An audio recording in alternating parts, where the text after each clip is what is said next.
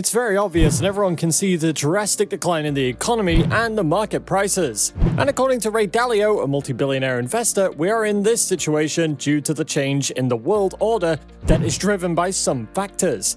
Ray says there are 3 forces, but 5 in broader view. And the first is with money. Since the dollar is no longer backed by gold, governments must either increase taxes or increase the money supply. And people become upset, according to Dalio, when taxes are raised because it deprives them of their money.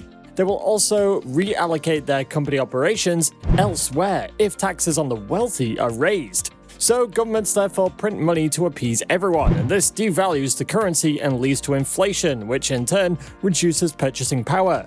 He also mentioned that we witnessed this in 2020, when the economy received a massive $1 trillion stimulus, and as a result, inflation rates are presently at a 40-year high.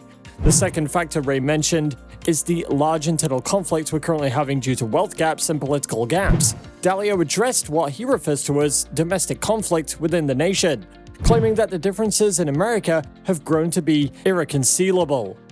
The wealth gap is the widest now. The biggest income difference is found here. The biggest political differences since 1900 are also present today, he added. The third big influence is the rise of a great power. China will challenge the existing great power, which is the United States, and they will become a comparable power in the coming years, he continued. The reason for this is that China has more people than the United States, so on average their economy would be twice the size if they had a per capita income that was half that of the United States. This translates to twice as much military power, technology, and purchasing power. Ray claims that the convergence of these forces is influencing the debt-money investment paradigm. The other 2 forces which Ray didn't fully appreciate until he studied the past 500 years of history, and which have been reflected throughout that period, are technology and active nature. The effects of technology on our lifestyles, jobs, and productivity are a concern, and when Ray considers how technology is changing and how it can affect productivity and employment, he believes it will be a significant factor that will provide the US with the ability to enhance living standards for some time. But it will also cause many people to lose their jobs and widen the wealth gap. And on the other hand, he added that the act of nature could be climate change, droughts, wars, floods, and pandemics, which have killed more people and brought down more civilizations than anything else. He continued and said that climate change will change some productive areas and make them less productive, especially in terms of agricultural output. And changes in sea level will result, which will have an effect on infrastructure spending. Greater damage will result from the larger, more frequent storms it will produce. Additionally, it will influence migration and where individuals choose to settle. Even though worse things might happen, he said, this is something still of concern. And the fact remains that when a pandemic, drought, or another once-in-a-century calamity occurs, you are aware of it because it affects the economic situation of the country. So with all 5 of these factors as drivers, Ray decided to take a closer look at inflation. And he said that when faced with inflation, central banks often also tighten money and credit to slow real economy demand.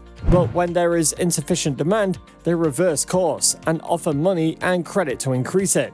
Central banks can alter the demand for output of financial assets, goods, and services by increasing and decreasing the supply of money and credit.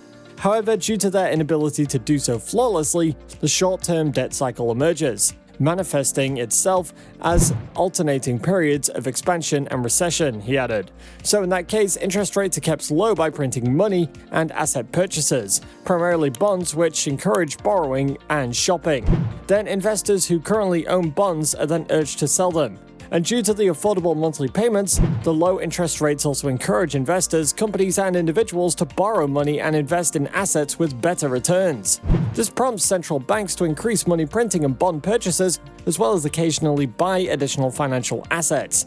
And when governments print a lot of money and buy a lot of debt, they devalue both, which essentially taxes those who own it, making it easier for debtors and borrowers, Ray claims. When this occurs to the point where the owners of money and debt assets become aware of what's happening, they look to sell their debt assets and/or borrow money to incur debt that they can then repay with cheap money.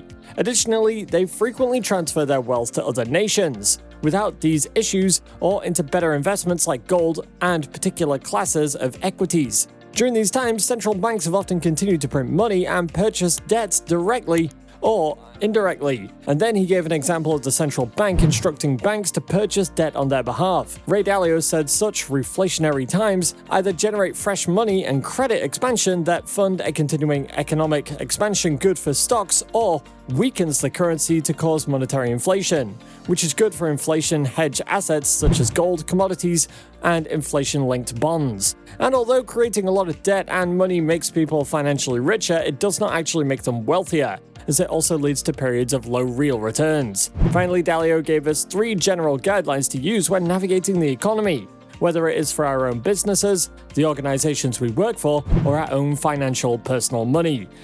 Don't let your debt grow faster than your income, because debt burdens will eventually crush you, he said. And if your income increases faster than your production, you risk losing your competitive edge. And lastly, he said, in the long run, productivity is what matters the most, so do everything you can to increase it. For more awesome financial videos just like this, don't forget to subscribe and turn on notifications, and we'll see you next time.